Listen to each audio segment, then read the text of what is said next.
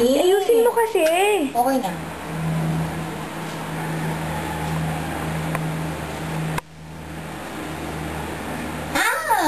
Tete? Pakita ko paano mo gawin. Alam ko na. Wait.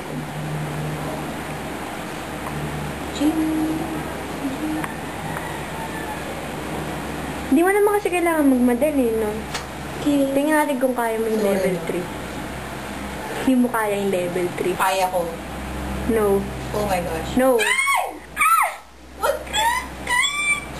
Steady, steady. Relax.